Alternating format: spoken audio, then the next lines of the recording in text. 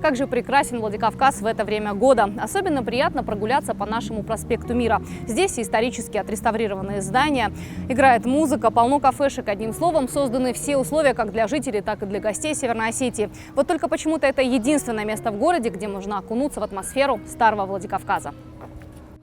А теперь мы на улице Миллера. Место не самое популярное, но не менее атмосферное, чем проспект Мира.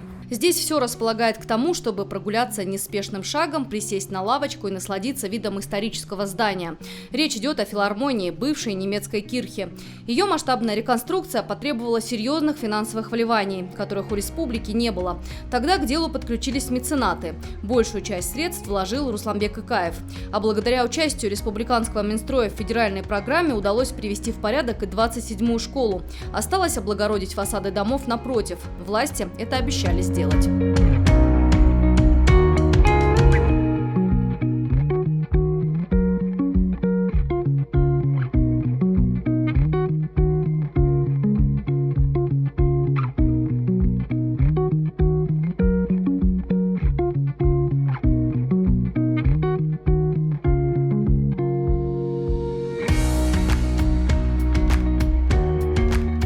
Это продолжение улицы Миллера. Дорога тоже ведет через историческую часть города, которая, мягко говоря, в неприглядном состоянии.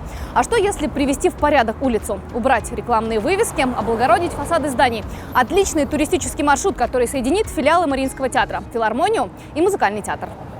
Как нам рассказали в Республиканском комитете по архитектуре и градостроительству, реконструкцию хотят провести на нескольких центральных улицах.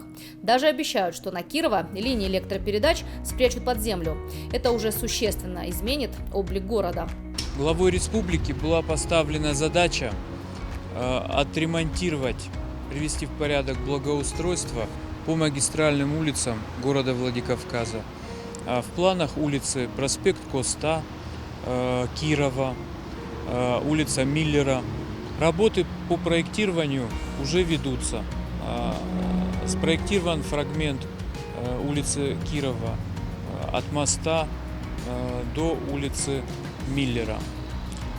Ремонт фасадов предполагается провести совместную работу муниципалитетов и собственников зданий. Конечно, в городе достаточно более насущных проблем. Но если мы хотим развиваться в сфере культуры и туризма, то в центре должен быть не только проспект Мира. Елена Черенкова, Савелий Зангиев, Осетия Ньюс.